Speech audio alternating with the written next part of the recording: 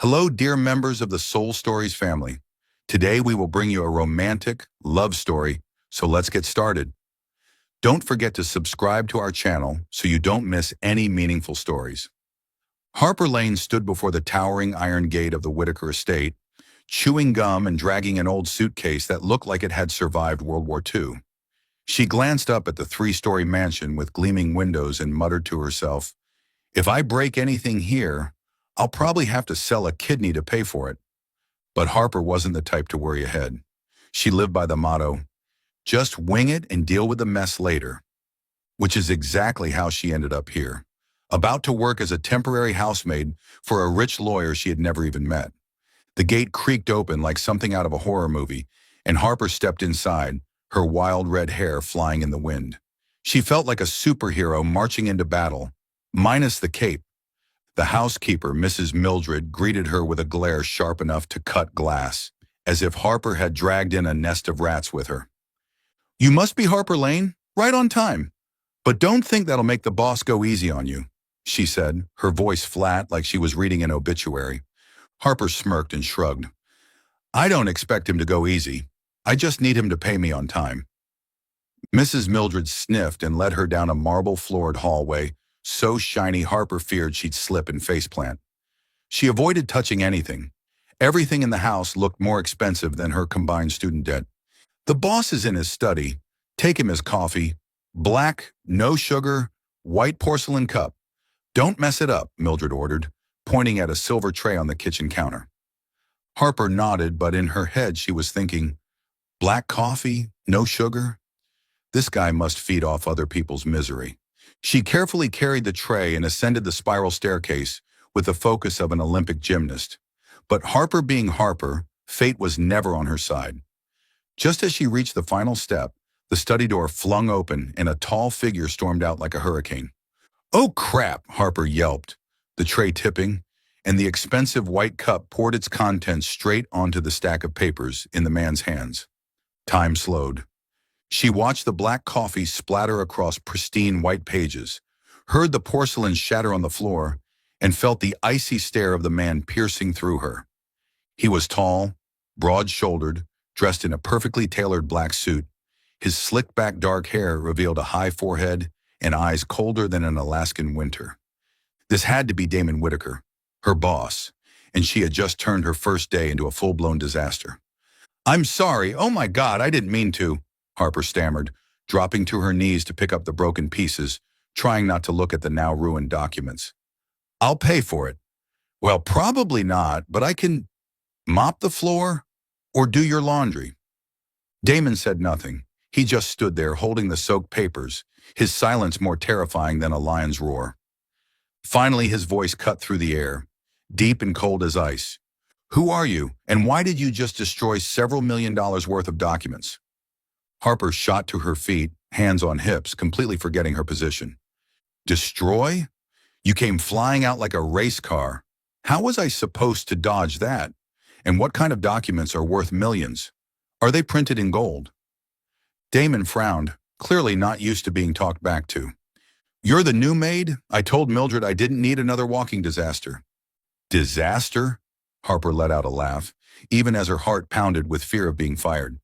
"If I'm a disaster, you're a hazard zone. Who opens a door like they're fleeing a zombie apocalypse?" Damon stared at her, eyes practically burning holes through her. But Harper wasn't easily intimidated. She crossed her arms, tilted her chin, ready for verbal combat. In her mind, alarms blared. "Harper, you just argued with your boss. Congratulations, you're about to be unemployed." "What's your name?" Damon asked, still icy, but was that a flicker of curiosity? "Harper Lane. And you must be Damon Whitaker, right? The most notoriously uptight lawyer in all of New Jersey?" His lips twitched, like he almost smiled but held it back. "You're bold, Harper Lane. But next time you spill my coffee, I'm docking your pay." "Yes, sir," Harper said with syrupy sarcasm. "But next time, if you don't want your precious documents swimming in coffee, maybe don't barrel into me like a freight train." Damon didn't reply. He just shook his head and turned back into his study, leaving Harper standing amid broken porcelain and a pounding heart. She had survived her first battle with the boss, but she knew this was only the beginning. Damon Whitaker might not be easy to deal with, but Harper Lane wasn't the type to back down. "Game on, Mr. Lawyer," she thought, smirking. Inside the study, Damon sat down, eyeing the soggy paperwork and shaking his head. That redhead was a storm, impulsive, loud, and completely fearless. He hated chaos, but somehow that moment when she talked back, it had stirred something. For the first time in months, Damon Whitaker felt like this mansion wasn't just a cold, lifeless tomb. Harper Lane never imagined that her third day working at the Whitaker estate would turn into a full-blown dramatic comedy. After the coffee on the documents fiasco, she'd been trying her best to stay in maximum behave mode, meaning no more broken cups, no more sass with Damon, and absolutely no letting her wild red hair get tangled up in any new disasters. But Harper was Harper, and trouble followed her like metal to a magnet. That evening, the New Jersey air was cool, and the scent of freshly cut grass drifted into the kitchen through the open window. Harper was wiping down the counters, humming a cheesy pop song, swaying her dish towel like a stage prop. She liked moments like this, quiet, peaceful, when Mrs. Mildred had gone to bed and Damon, well, probably off conquering the world in his study. But peace didn't last. The front door burst open, followed by unsteady footsteps and a deep, raspy voice. "Lydia, you came back." Harper stopped humming and spun around. Damon Whitaker stood there, his blazer crooked, tie askew, and dark hair disheveled like he'd walked through a tornado. His usually sharp brown eyes were now dazed and glassy, like he'd downed an entire bottle of wine. Harper frowned. Who the heck is Lydia? And why is he looking at me like I'm his long-lost high school crush? "Sir, are you okay?" Harper asked cautiously, still clutching the dish towel like a makeshift shield. Damon staggered forward, the scent of wine trailing behind him, making Harper wrinkle her nose. "Okay, you're definitely drunk. Let me make you some coffee, all right?" But Damon didn't answer. He looked at her, no, through her, as if seeing someone else entirely. "Lydia," he murmured, voice soft as velvet. "I knew you'd come back. I always knew." And then before Harper could fully register what was happening, Damon stepped forward, placed a hand on her shoulder, and kissed her. Time froze. Harper stood there wide-eyed, her brain screaming, "What the actual hell?" His lips were warm, his breath tinged with wine, and for one split second, pure panic, she realized the kiss wasn't awful. That is, until she remembered he was her boss, and he thought she was someone else. Harper's impulsive instincts kicked in. She shoved Damon hard and smack. A sharp slap landed across his left cheek. He staggered back, hand on his face, the dreamy look in his eyes replaced by utter shock. "You? What did you just do?" he stammered, sobering up a bit. "What did I do? You just kissed me without asking, you drunk maniac," Harper shouted, face flushed with a mix of fury and humiliation. She jabbed a finger at him, voice shaking. "I'm not Lydia or Linda or whoever made your poor heart sad. I'm Harper, your maid, and you just seriously crossed a line." Damon blinked like he was trying to piece together a broken memory. He looked at her, then at his own hand, then back at her again. "Harper?" he murmured as if discovering he'd landed on another planet. I kissed you." "Correct, and I slapped you because you deserved it." Harper folded her arms, chin tilted defiantly, even though her heart was beating like a war drum. "Now go to bed before I give you another one." Damon didn't say another word. He turned and stumbled up the stairs, leaving Harper in the kitchen, pulse racing and a strange flutter in her chest she couldn't quite name. She shook her head, muttering to herself, "I just slapped my boss. I'm definitely getting fired tomorrow." Brilliant job, Harper. Pure genius. The next morning, Harper walked into the kitchen like a prisoner walking to her sentence. She was fully prepared for Mrs. Mildred to summon her and deliver the death blow. Termination. Instead, she found Damon sitting at the breakfast table, a mug of black coffee in front of him, and a vivid red handprint still glowing on his left cheek. He wore a crisp white shirt, hair neatly combed, But his eyes looked complicated, not cold like usual, almost embarrassed. "Good morning, Miss Lane," Damon said, voice deep and slightly rough, like he'd been up all night fighting off a hangover. "Sit down. We need to talk." Harper swallowed hard and took a seat across from him, gripping the edge of the table. "If you're going to fire me, just say it. I'll pack in 5 minutes." Damon raised an eyebrow, a faint smirk brushing his lips, the first time she'd ever seen him smile, even if barely. "Fire you? Not planning on it. But we do need to clear the air about last night." Harper blushed but kept her guard up. "Clear the air. You kissed me. I slapped you. Crystal clear. And if you're expecting an apology for the slap, not happening." Damon took a sip of coffee, eyes locked on hers. "I don't want an apology. I apologize for my actions. I was drunk and mistook you for someone else. That wasn't my intention." Harper blinked, caught off guard by his sincerity. She had been bracing for a fight, but he was owning it? She cleared her throat, trying to hold her stern face. "Good. Then we're even. I'll forget it happened, and you should too. And for the love of all things decent, never call me Lydia again." Damon nodded, but his gaze lingered a bit too long. There was something in the way he looked at her that made Harper's neck feel warm. "You've got quite the slap, Harper Lane," he murmured, his voice low and almost teasing. "But I'm not sure I'll forget that moment so easily." Harper's mouth dropped open. Was he joking? Mr. Cold-Hearted Boss knew how to tease? She jumped to her feet, pointing at him. "Don't you dare flirt with me. I'm going to mop the floors. And next time, don't drink if you don't want to get slapped again." She spun on her heel, hiding the smile that threatened to escape. Damon Whitaker wasn't just a difficult lawyer. He was dangerous, in a way she had never been prepared for. And deep down she knew, last night's uninvited kiss had started a game. Neither of them was ready to quit. Meanwhile, Damon watched her walk away, his hand brushing his cheek. The sting was gone, but something else remained. Something strange.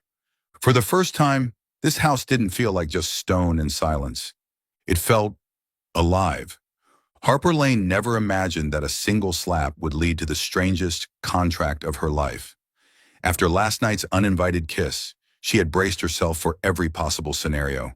Getting fired, getting sued, or worse, getting the kind of icy stares from Damon Whitaker that would make her quit on her own. But nope. This morning, when she walked into the study to clean, there he was, Damon sitting at his desk, pen in one hand, tapping the other against the surface, and with that look in his eyes. That look, like he was plotting world domination. "Miss Lane," he began, his voice calm and deep, far too composed, like a judge about to deliver a sentence. "We need to address what happened last night, professionally." Harper stopped dusting the bookshelf and turned to him, one hand on her hip. "Professionally? You kissed me. I slapped you. I'd say we're even. Or are you planning to sue me for assaulting my boss?" Damon raised an eyebrow, the faintest smirk brushing his lips, the kind that made Harper both confused and want to slap him again. "Sue you? No, I'm not that bored. But you did leave a handprint on my face. And I'm a lawyer. I don't like leaving debts unpaid, even if it's the debt of a slap." Harper blinked, unsure if she'd just heard him right. "Debt? Are you serious? I slapped you because you deserved it. If you want revenge, just fire me and stop playing games." Damon stood and walked toward her, tall and intimidating enough that Harper had to tilt her chin up to look at him. He stopped just a step away, close enough that she could smell his woody cologne, but not close enough for her to slap him again, even though she was tempted. "I'm not firing you," he said, his voice dropping to a near whisper. "But I'm proposing a deal. You owe me for the slap, and I want you to pay it back with a kiss." Harper's mouth fell open. Her dustcloth hit the floor with a soft thud. She stared at him like he'd just declared he was from another planet. "What? Are you insane? A kiss as repayment? What is this? Some kind of low-budget soap opera?" Damon crossed his arms, expression as calm as if he'd just proposed a real estate deal. "Not dramatic, very fair. You slapped me because I kissed you without asking. To balance things out, you'll give me a kiss. Brief, polite, and I'll consider us even. Otherwise, I might have to reconsider keeping you employed." Harper felt her face go red, equal parts fury and disbelief. She pointed a trembling finger at him. "You're blackmailing me?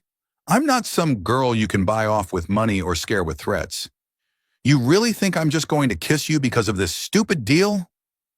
Damon tilted his head, that infuriating glint of amusement in his eyes. "So you'd rather be fired?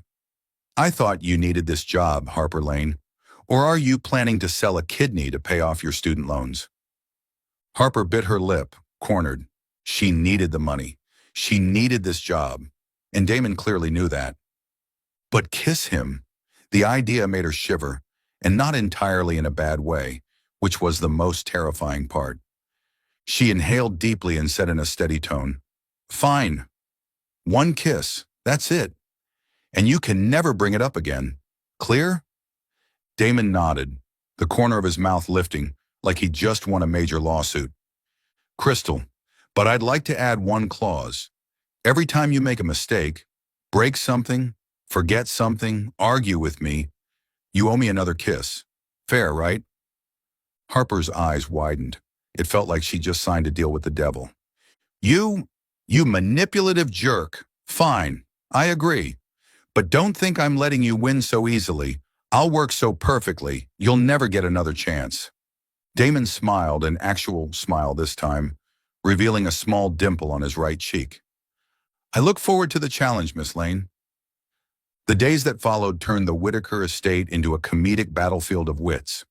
Harper tried to work like a flawless machine, floors sparkling, towels aligned, coffee brewed to black no-sugar perfection. But she was Harper, and clumsiness lurked behind every corner. On day one, she accidentally knocked over the salt shaker on the dining table. Damon appeared instantly, notebook in hand, voice calm. "Mistake number one. You know the terms." Harper clenched her jaw, face burning, marched over, and planted a lightning-fast kiss on his cheek. It felt like touching fire. "There, happy now? Go away, boss man," she snapped before darting into the kitchen. Damon stood still, hand brushing his cheek, eyes gleaming with a feeling he didn't dare name. Day two, she forgot to close the window, and the breeze scattered papers all over his desk. Another kiss, this time on his forehead, because Harper refused to let him look into her eyes. "You kiss like you're exacting revenge," Damon teased, making Harper nearly throw a dish towel at his face. By day three, Harper began to question herself. She stood in the staff bathroom, muttering to her reflection, "Harper, what is wrong with you? Why are you enjoying this stupid deal?" Each kiss, however quick, however reluctant, left a strange afterglow, like she was playing a dangerous game, and wasn't sure if she wanted to win or lose.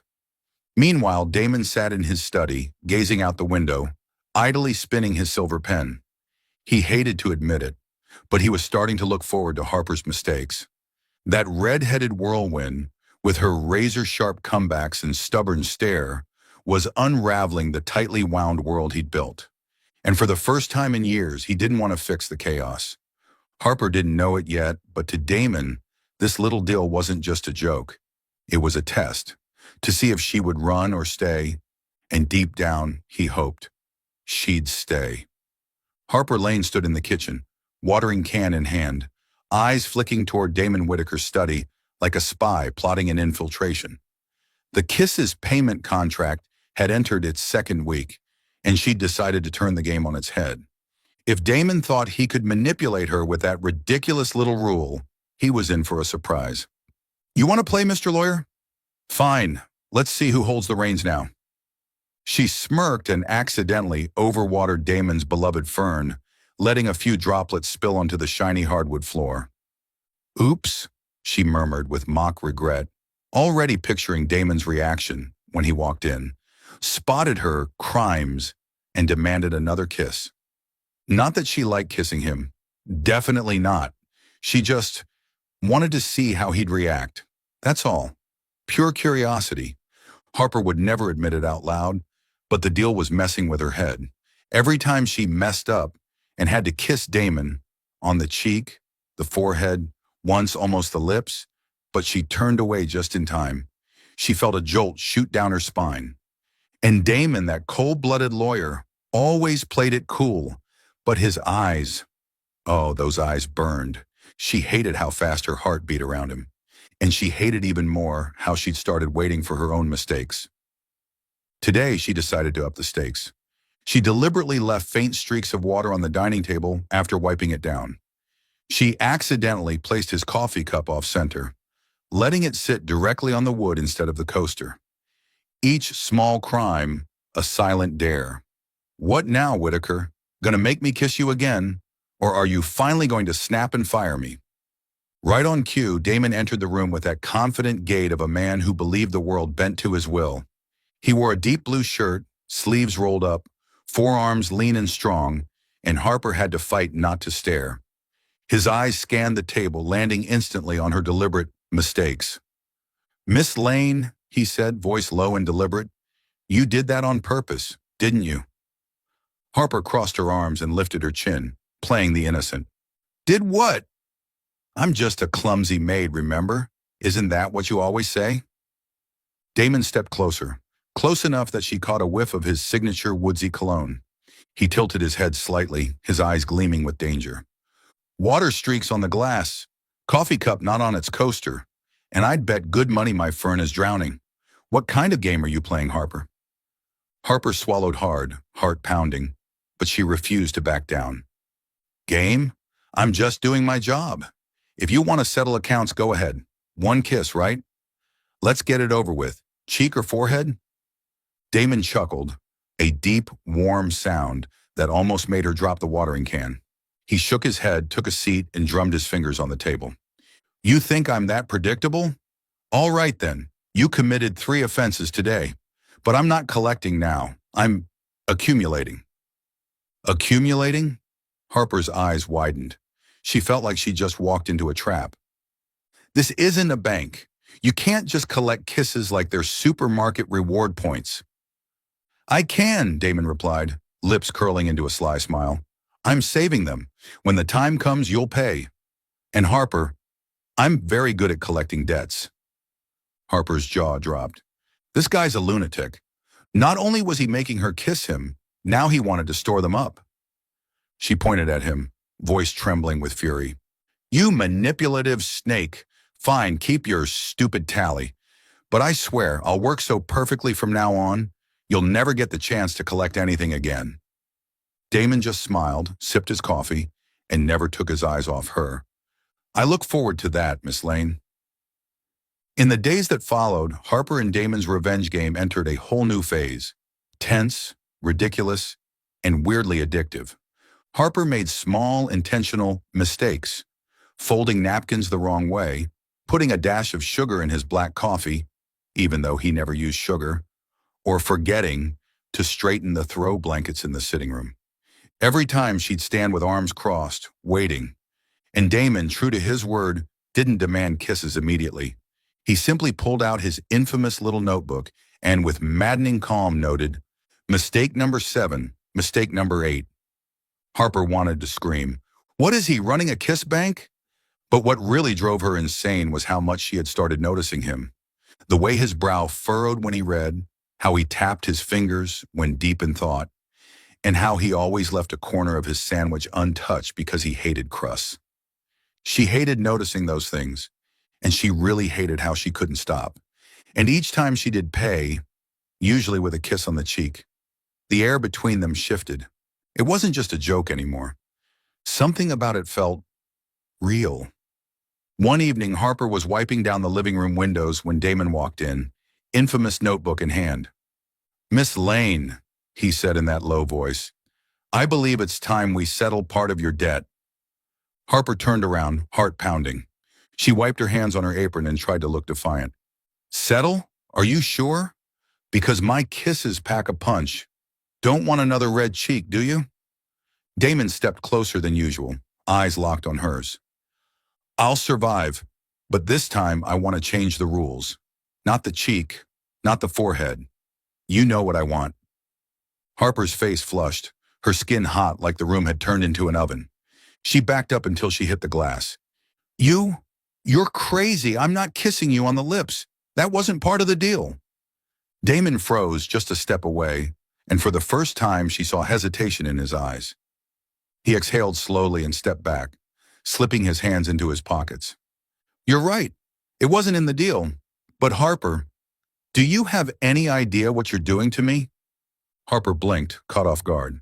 Doing to you? I'm just doing my job and arguing with you. Damon shook his head, that faint, crooked smile returning, but this time tinged with something sadder. You make me laugh.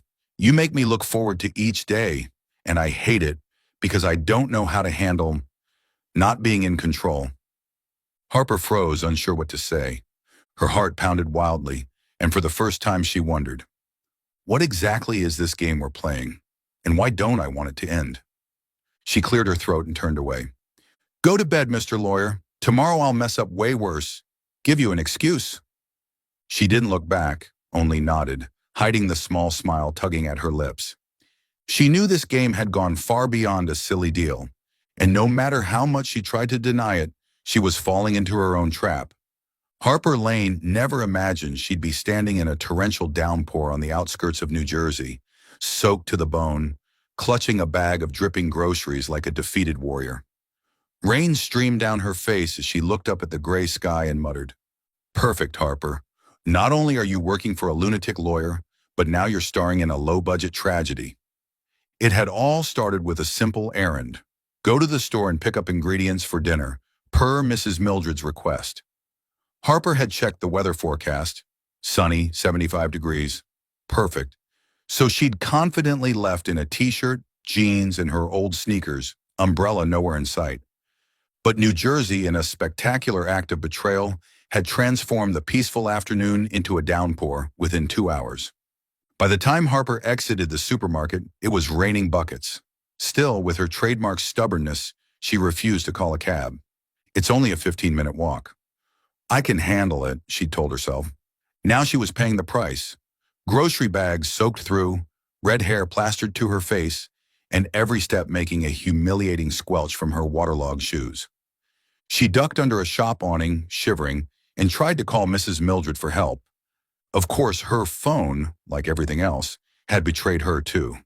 Dead battery. Fantastic, she groaned, staring down the blurry road toward the Whitaker estate. I'm going to catch pneumonia, and Damon's probably going to write it off as Harper Lane owes one kiss for wetting the floor. Just as she was imagining her dismissal for staining the rugs, a pair of headlights cut through the rain. A sleek black SUV pulled over beside her, and the door swung open. Out stepped Damon Whitaker, holding a large black umbrella, looking like he'd just walked out of a board meeting. He wore a long coat, his hair tousled by the wind, and his eyes, oh, those eyes, were stern and unreadable, making Harper unsure whether to bolt or stand still. Miss Lane, he called over the sound of the rain, his voice deep and steady. Are you planning to stand there until you turn into a fish? Harper crossed her arms, trying to act defiant, even as her teeth chattered. I'm fine. It's just rain. What are you doing here? Following me? Damon raised an eyebrow and stepped forward, holding the umbrella over her. Rainwater poured off the edges, but he didn't seem to notice. His expression was half annoyed, half exasperated. Following? I was driving home and saw you standing there like a drowned cat. Get in the car before you make me responsible for your hospital bill. Harper wanted to argue. She always wanted to argue. But the cold had worn down her fight. She shot him a glare, hugged the grocery bag tighter, and climbed into the passenger seat. Inside it was warm. The scent of leather and Damon's cologne mingled in the air, both comforting and confusing. He slid into the driver's seat and tossed her a towel from the back. Dry off. You're soaking my car. Yes, sir, Harper replied in mock obedience, but she couldn't help smirking when she caught the twitch of a smile on his lips as he shook his head. The drive home was quiet. Only the sound of rain on the windows and the hum of the engine filled the space. Harper stared out at the blurred city lights, trying to focus on the raindrops sliding down the glass. But her mind kept drifting back to Damon, the cold-hearted lawyer who once demanded kisses as punishment, now showing up like some grumpy knight in the rain. What kind of game is he playing, she wondered. but her heart whispered something she didn't want to hear. You don't want it to stop, do you? When they got back to the estate, Harper stumbled into the kitchen, still shivering. She set the grocery bag down and reached for the kettle, planning to make some tea when Damon appeared at the doorway, just as soaked as she was after giving her the umbrella. He slipped off his coat, revealing a white dress shirt soaked through and clinging to his chest, and Harper immediately turned away to avoid distractions. Go shower, he ordered, his voice leaving no room for debate. I don't want you getting sick. Mrs. Mildred would kill me if we lost staff. Harper smirked, ready with a snarky comeback, until she sneezed. Loud and totally unladylike. She clapped a hand over her mouth, face turning crimson, while Damon laughed. Not his usual dry chuckle, a real warm laugh, deep and genuine, complete with a dimple on his right cheek. Harper froze. It was the first time she'd ever seen him laugh like that, and she was staring like an idiot. What's so funny? She snapped, flustered. You, Damon replied, still grinning as he stepped closer. You sneeze like a kitten, but try so hard to act tough. Don't you ever get tired, Harper Lane? Harper's mouth fell open. She had no idea how to respond. She was shaking, not just from the cold, but from the way he was looking at her now. His eyes weren't cold. They were warm, familiar, dangerous. She backed into the counter, mumbling, I'm going to shower. Stop standing there grinning like an idiot. But before she could escape, Damon leaned in and kissed her. This wasn't like the kiss in the hallway. It wasn't drunken or mistaken. It was slow, deliberate, and soft enough to make Harper's brain short-circuit. She stood frozen, her fingers gripping the edge of the counter, heart hammering. When he finally pulled away, his eyes stayed locked on hers, and there was a rare flicker of hesitation in them. That wasn't for a debt, he murmured, voice husky. That was because I wanted to. Harper blinked, still stunned. She wanted to scream, slap him, run away, but all she could do was stammer, You're insane! I'm going to shower! She bolted toward the bathroom, leaving Damon behind with a faint, unreadable smile. In the steamy silence of the bathroom, under the hot water, Harper covered her face and whispered, You're in trouble, Harper. You just let your boss kiss you. And worse, you liked it. Nah, she didn't know if their little revenge game had crossed the line. But one thing was certain. That kitchen kiss hadn't been a mistake. It was a confession from both of them. Meanwhile, Damon sat in his study, spinning his silver pen and staring out at the rain-soaked window. He had just broken his own rules, and for once, he didn't want to fix it. Harper Lane, with her red hair and ridiculous sneeze, was dismantling walls he'd spent years building. And deep down, he already knew. He wanted her to finish the job. Are you still following the story? Please leave your thoughts on the story in the comments below. All your comments are the motivation for us to create better.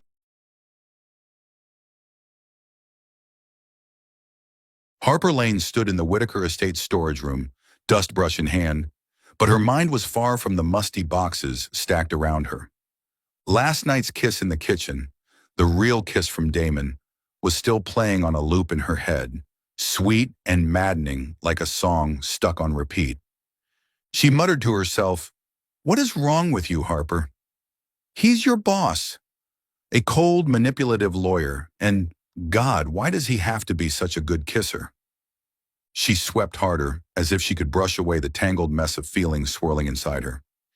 Since that kiss, Harper had avoided Damon all morning. She'd made excuses to clean the least trafficked areas of the house. Basement, storage rooms, anywhere he wouldn't be. But every creak of a door or sound of footsteps made her jump, heart pounding, half expecting him to appear behind her and do something. Kiss her again. Fire her for not slapping him like before? She didn't know, and the not knowing was driving her insane. While dusting a high shelf, she accidentally knocked down an old box. It burst open, scattering documents, photographs, and a small silver ring that rolled across the floor. She knelt to pick it up, but her eyes caught on a photograph, one that made her freeze. It was Damon, younger with shorter hair, smiling wide, so wide she almost didn't recognize him, his arm around a beautiful blonde woman. They stood in front of a beach at sunset, glowing in the fading light. Harper frowned, unsettled by this version of Damon that radiated warmth instead of frost. She turned the photo over. In neat handwriting, it read, Damon and Lydia, Summer 2020, forever. Harper swallowed hard, her chest tightening. Lydia. There it was again. That name he had mumbled in his drunken haze. Now it wasn't just a name. It was a person, a ghost, a perfect memory frozen in time. She didn't want to pry, really, but she couldn't stop. She pulled out another paper from the box, a printed article dated 2022, Young Attorney Damon Whitaker cancels wedding 1 week before the ceremony. The piece detailed how Damon, at the height of his career, had suddenly called off his wedding to interior designer Lydia Hamilton. No official reason, just rumors. She left him. He couldn't commit, or they couldn't make it work. Harper read the words with a sinking feeling in her stomach. So he'd had a fiancée, and she'd broken his heart. She gently returned everything to the box, except the silver ring, which sat cold and heavy in her palm. She imagined Damon placing it on Lydia's finger, imagined him smiling like in that photo, and suddenly she felt small. What am I to him? A clumsy maid, a joke wrapped in a kiss contract. He still loved Lydia, didn't he? That afternoon, Harper had no choice but to face him when he called her into the study to deliver his coffee. She entered with a tray, carefully composed, forcing her face into a mask of calm. Damon sat behind his desk, eyes on his laptop, but when she placed the cup down, he looked up, his gaze locking onto her. You've been avoiding me all day, he said, not as a question, but a fact. Harper shrugged, pretending to fuss with the saucer. Avoiding? I've just been working. You want the roof scrubbed too? I'll do it. Damon stood, circling the desk until he was in front of her. He towered over her, his presence making her want to step back. But she didn't. Harper, he said, his voice gentler than she expected. Are you upset about last night? Her cheeks flushed at the memory of the kiss, but she recovered quickly. Upset? Number, I'm just busy. And you should be grateful I didn't slap you again. She tilted her chin, defiant, but her eyes flicked, unintentionally, to his hand. She imagined the silver ring once being there. Damon frowned, clearly sensing something different in her. What's going on? You're not acting like yourself. Harper forced a smile. I'm fine. I just found something in the storage room. A photo. You and Lydia. She hadn't planned to say it, but the words spilled out like water breaching a dam. She was your fiancée, wasn't she? The one you called out for when you were drunk? Damon stiffened, his expression darkening. For a moment, Harper thought he'd lash out, but instead he exhaled slowly, sat back down, and rubbed his temple. You're curious, aren't you? He said tiredly. Yes, Lydia was my fiancée. She left me a week before the wedding because she wanted a different life. Freedom. No commitments. He paused, eyes distant. I don't blame her, but I did learn something from that. Never trust something that pretends to be intimate. Harper stood silently, heart sinking. She wanted to crack a joke, tease him like always. But she couldn't. Instead, she stepped forward and did something she'd never done before. She placed a hand on his shoulder, a small, quiet gesture of care. I'm not Lydia, she said, voice low but steady.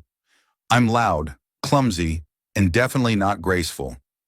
But I'm real, Damon, and if you want me here, I'll stay. Damon looked up, his eyes softer than she'd ever seen them. He took her hand and gave a gentle tug, guiding her to sit across from him. Harper Lane, he said, voice hoarse, you're the most real person I've ever met, and that's why I can't stop thinking about you. Harper blinked, her face burning. She wanted to pull away, wanted to run, but she didn't. Instead, she offered him a shy, awkward smile.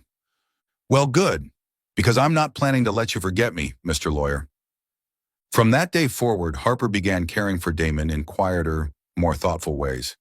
She made his eggs with crispy edges, just how he liked them. She folded his newspaper neatly and placed it beside his coffee, though she still pretended to grumble. And Damon, though never one for words, began leaving subtle signs in return. A quiet, thank you, a lingering glance, a brush of fingers when she handed him a glass of water. But in Harper's heart, one question still lingered like a shadow. Has he really forgotten Lydia? Or was she just a stand-in, a distraction from a wound that never truly healed? She didn't have the answer, but she chose to stay, not because of the deal, but because she wanted to see him smile.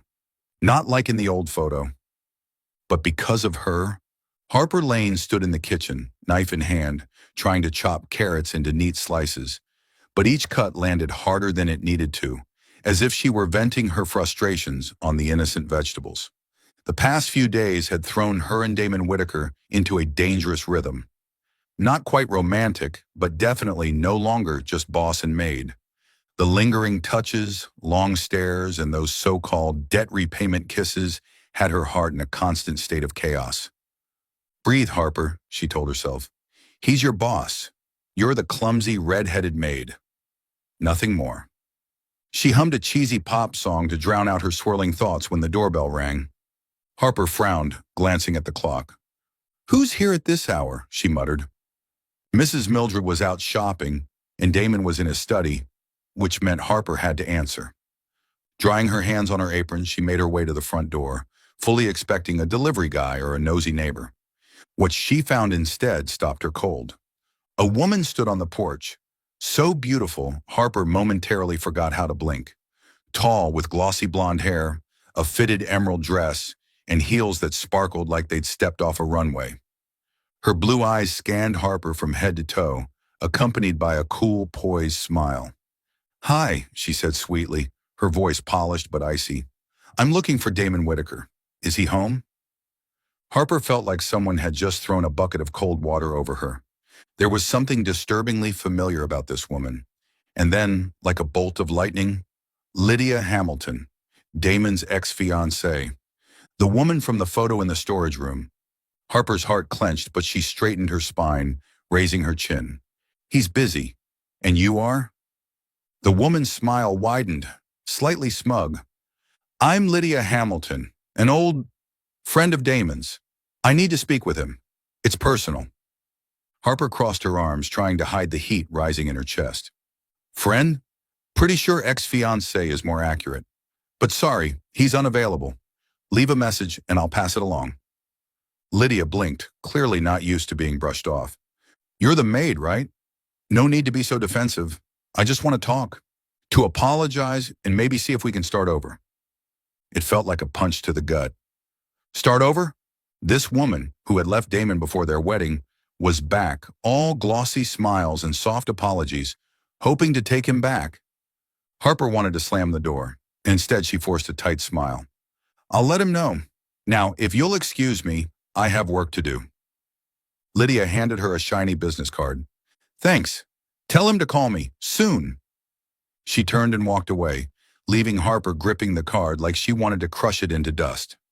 That evening, Harper could barely hold herself together. She stood in the living room pretending to fold napkins, but her hands trembled. Every time she thought of Lydia's perfect smile, her stomach twisted. When Damon walked in and shrugged off his coat, his eyes searched for her immediately. Harper, he said gently, you okay? You look like you're about to tear those napkins in half. Harper turned to him, keeping her voice cool but sharp. Okay, I'm great.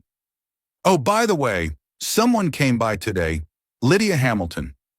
She threw the business card onto the table. She said to call her, wants to, and I quote, start over. She turned away, her voice trembling. If you want to go back to her, go ahead. I don't care. Damon picked up the card, his expression darkening. Lydia, he muttered, voice flat. He stepped toward Harper and caught her wrist before she could storm off. Harper, stop! His tone was firm, not angry. You think I want her back? You're wrong. I turned her down last week when she called. I don't want her. I don't need her. Harper blinked, a tear slipping down her cheek before she could stop it. Then why did she come? Why does she think you'll forgive her? You still have her picture, Damon. I saw it. Damon pulled her close, brushing the tear away with his thumb. That picture is the past. I kept it to remind myself not to make the same mistakes again. Harper, don't you get it? You're the one I want. And then, before she could answer, he kissed her. Not a debt kiss, not a tease. A deep, intense kiss that left her breathless, her fingers curling into his shirt as her heart threatened to burst. When they broke apart, he rested his forehead against hers. Don't go, he whispered. Stay with me, Harper. She didn't answer, just nodded, tears mixing with a quiet smile. That night in Damon's bedroom, wrapped in his arms and quiet promises, Harper felt like the world had narrowed down to just the two of them.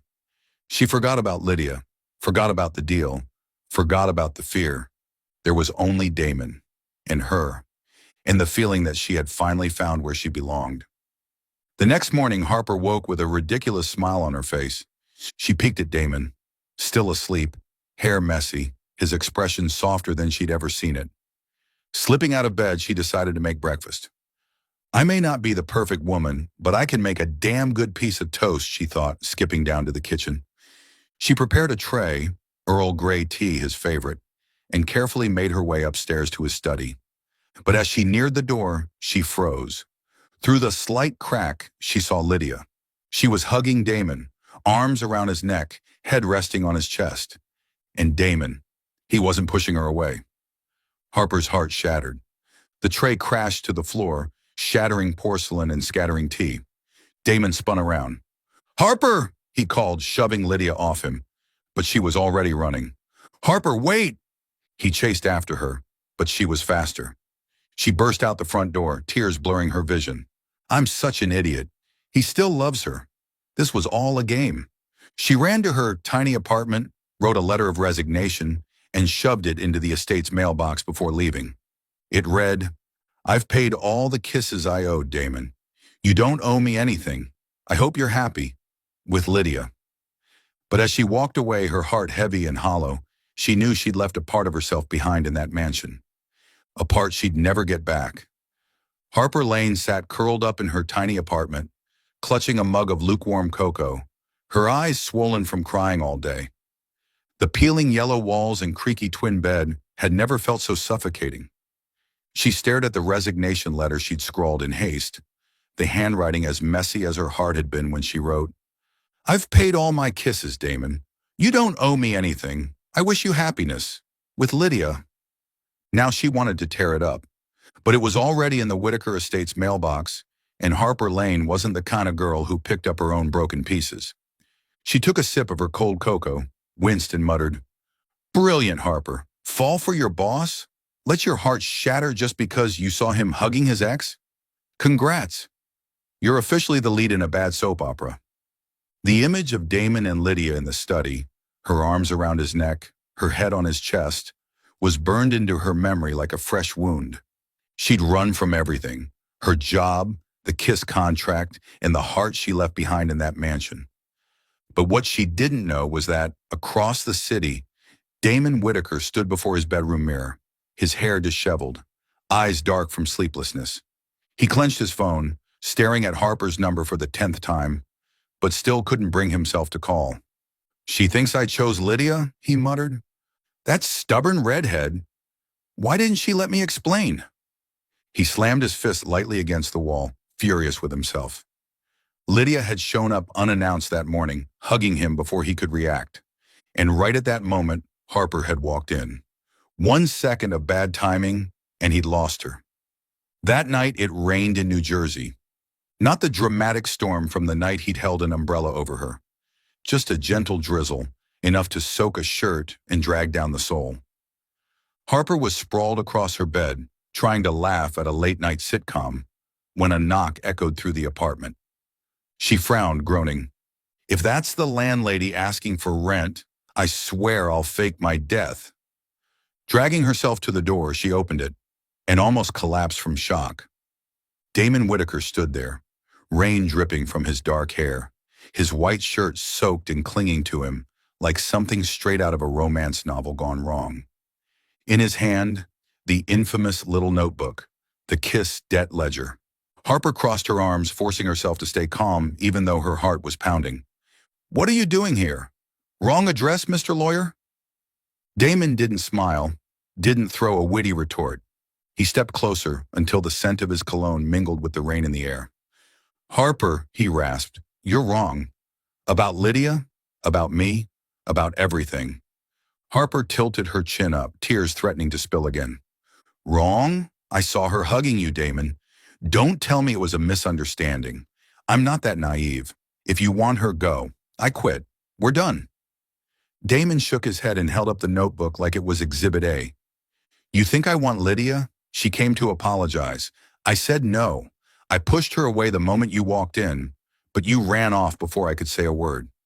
He opened the book, showing her the neatly written list. You've paid all your debts, 17 kisses. But the truth is, I don't want you to stop. I want you to pay more. Forever. Harper blinked, stunned. She looked at the notebook, then into his eyes and felt her walls beginning to crack. You're insane, she whispered, her voice trembling. You think I'm just going to believe you? Run into your arms like some Hallmark heroine? Damon finally smiled, just a soft, crooked grin, revealing that damn dimple. Number, I know you'll yell at me first, and I like that. He stepped closer, brushing a wet strand of hair from her cheek. Harper Lane, you're the loudest, clumsiest, most stubborn woman I've ever met. But you make me laugh. You make me feel again. And I'm not letting you go over a stupid misunderstanding. Harper stood frozen, tears slipping down her cheeks. She wanted to shove him away, scream, punch his shoulder.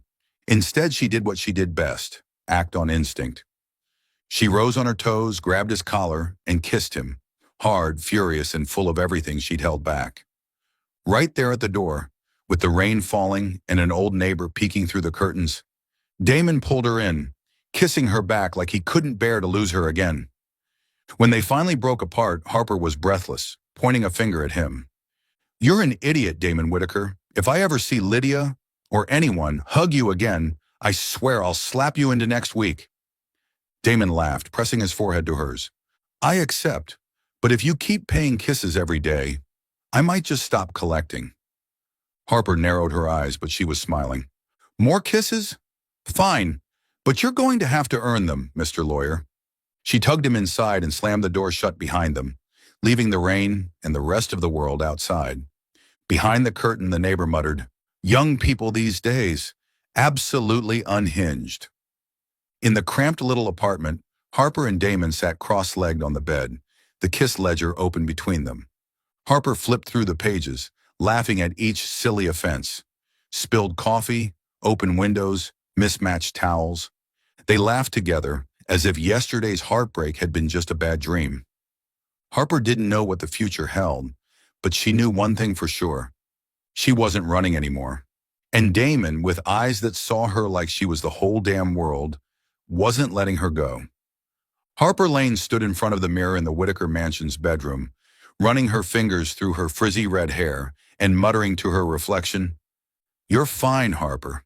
You're not signing a contract with the devil, just with a ridiculously attractive, infuriating lawyer who kisses like he rewired your brain. She grimaced at herself, trying to suppress the goofy grin threatening to spill across her face. After that rainy night outside her apartment, after that kiss in front of the nosy neighbor, everything between her and Damon had changed. The kiss debt contract was dead. There was no more boss and maid, only Harper and Damon, two stubborn people trying to share a roof without killing or kissing each other every 5 minutes. That morning, Damon had summoned her to the study with a face so serious she'd almost fled. We need an official meeting, he'd declared. She had rolled her eyes. Official? What, are you docking my pay for breaking the 10th coffee cup? He only smiled, that devilish, dimpled grin that made her want to kiss him and punch him at the same time, and told her to bring her cooperative spirit. Now she was dressed in clean jeans and a t-shirt, staring herself down in the mirror like she was going into a courtroom.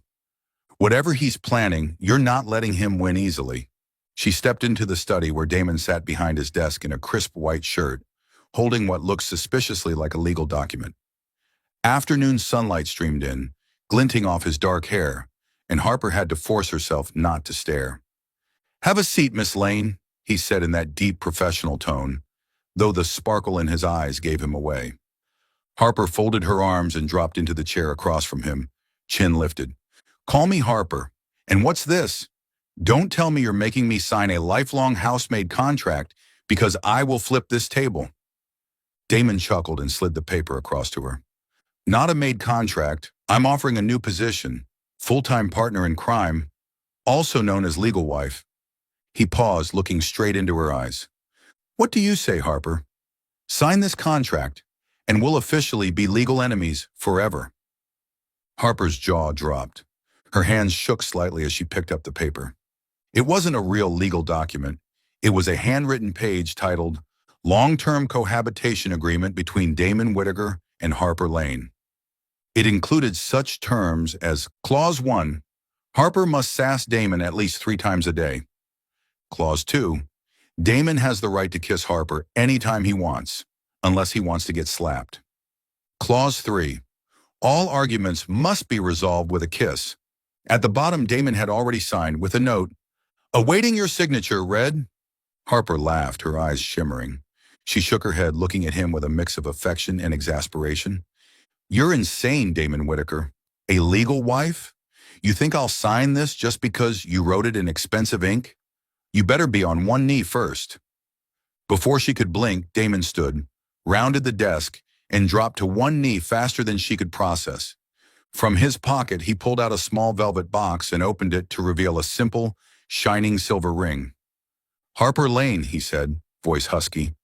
I won't promise you the world, because I know you'd argue the world's not big enough. But I promise to make you laugh every day, to survive every slap you throw, and to love you for the rest of my life. Will you marry me?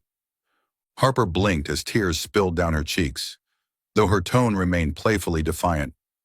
You sneaky bastard, using a ring to bribe me? She grabbed the pen from his hand, scribbled in her own addition to the contract. Clause 4, Damon must make Sunday breakfast every week and is not allowed to complain if Harper spills the coffee. She signed her name with a dramatic flourish, tossed the pen aside, and yanked him to his feet. Now kiss me, future husband, before I change my mind. Damon didn't wait. He pulled her close and kissed her, slow, deep, and filled with all the affection and laughter that defined them. Harper wrapped her arms around his neck, giggling mid-kiss. Because this was them. Loving, fighting, teasing, and kissing like the world was theirs. In the weeks that followed, Harper and Damon officially moved in together at the Whitaker estate. No longer boss and maid, but partners. Legal and emotional. Harper still spilled coffee, often on purpose now. And Damon still pretended to keep tally in that old kiss ledger. They bickered constantly about lights left on, socks on the floor, and who ate the last cookie. But every fight ended the same way, with a kiss per contract terms. One night, curled up on the couch, Harper resting her head on his shoulder, she whispered, You know, I never thought I'd fall for a stiff lawyer, but you make me laugh, and that's why I stayed. Damon kissed her forehead and smiled. And you make me feel alive, Harper. Every single day. He pulled out the notebook and pretended to write. Mistake number 18. Harper Lane made me love her too much. Penalty, 1 immediate kiss. Harper rolled her eyes but kissed him anyway. Consider it paid early, Mr. Lawyer. Don't push your luck. Outside, New Jersey was calm, and inside the Whitaker estate, 2 former adversaries were building something real, 1 kiss at a time. Harper knew now. This contract wasn't a joke. It was a promise. And she'd sign it again every day, as long as Damon was the one beside her. Harper Lane stood before the mirror in the cozy guest room next to the Whitaker estate's garden, smoothing down the simple yet elegant white wedding dress she'd picked. It wasn't frilly or flashy, just a delicate layer of tulle with subtle lace trim, but it made her look like she'd stepped out of a dream. A dream belonging to a clumsy, smart-mouthed girl who still couldn't believe she was marrying a lawyer. She looked at her reflection, soft waves of red hair, eyes wide with nerves, and whispered, You've got this, Harper. You're not about to face the devil in court. Just a ridiculously handsome lawyer who kisses too well for your own sanity. She let out a laugh, but her heart thudded like it was trying to leap out of her chest. Today was her wedding day, to Damon Whitaker. A small ceremony, just a few close friends, Mrs. Mildred still eyeing Harper like she might shatter the entire world, and a sun-drenched backyard in New Jersey. Harper had never wanted a grand affair, just Damon, a ring, and a promise they'd keep loving and bickering in their own ridiculous way. Damon, ever the meticulous lawyer, had agreed with zero resistance. You want a garden wedding? Fine, but I'm not letting you destroy the cake, he'd teased. Harper had glared at him with enough heat to toast the wedding favors. Taking a deep breath, Harper clutched her white carnation bouquet and stepped out. The garden was decorated simply, white ribbons tied to tree branches, a rustic table of sweets and wine, and a flower-strewn path leading to where Damon stood. Black suit, neatly styled hair, that signature dimpled smile. He looked like a man straight out of a movie. Harper nearly broke into a sprint, but she was still Harper, and she never did things the normal way. As the acoustic version of their favorite love song played, Harper walked down the aisle with as much grace as she could muster, which wasn't much. She spotted Damon and called out under her breath, "Ready to get slapped for life, Mr. Lawyer?" Laughter rippled through their friends, and Damon shook his head, smiling like she was his entire universe. "Go ahead and try, Miss Lane," he replied. "But remember, every slap costs you a kiss. Still part of the contract." Harper smirked and reached him, handing her bouquet to her best friend. The officiant, an old friend of Damon's, began the ceremony, but the two of them only had eyes for each other, exchanging glances full of affection and mischief. When it came time for vows, Harper jumped in first, her voice emotional yet unmistakably Harper. "Damon Whitaker, I vow to love you, argue with you, and spill coffee on your legal briefs whenever I feel like it. I vow to make you laugh daily, whether by annoying you or kissing you when you least expect it. And if Lydia or anyone else ever hugs you again, I swear I'll slap you, and then kiss you to make up for it." Her voice cracked as she smiled through tears. "I love you, you ridiculous man." Damon laughed softly, gripping her hands tighter. "Harper Lane, I vow to survive every slap, every shattered cup, and every argument I'll inevitably lose. I vow to make you breakfast every Sunday, even if you manage to burn the kitchen down. And I vow to love you, not because you paid off your kiss debt, but because you're the only person who's ever made me want to live honestly." He leaned in and whispered just for her, "I love you, Red." Their friends erupted in applause. Mrs. Mildred dabbed her eyes, while muttering something about Harper needing to learn to mop properly, and the officiant grinned. "By the power vested in me, I now pronounce you husband and wife. Now kiss her quick before she changes her mind and slaps you." Damon pulled Harper close and kissed her. Slow, deep, and filled with the kind of love only two stubborn souls could create. Harper wrapped her arms around his neck, and when they broke apart, she whispered, "That was a prepaid kiss, Mr. Husband. Don't even think about asking for another yet." The rest of the reception was full of awkward dancing. Harper nearly knocked over the cake. Jokes about kiss contracts and secret glances between bride and groom that said, "I can't believe you're mine." At sunset, they sat side by side on a wooden bench, holding hands as string lights glowed above the garden. "You know," Harper murmured, head on his shoulder, "I used to think love had to be quiet, soft, like a movie. But with you, it's loud, chaotic, and better than any film I've ever seen." Damon kissed her hair and smiled. "Love isn't always gentle, Harper. But if it makes you laugh every day, it's worth keeping forever." Harper grinned, raised her hand to fake a slap, but instead tugged him in for another kiss. "That's the softest slap you'll ever get, lawyer. You better treasure it." They laughed, held each other tighter, and in that moment, the Whitaker estate wasn't just a house full of rules, broken cups, and kiss tallies. It was home, where two ridiculous, reckless, and completely in love souls would keep arguing, kissing, and loving forever. Love isn't always soft.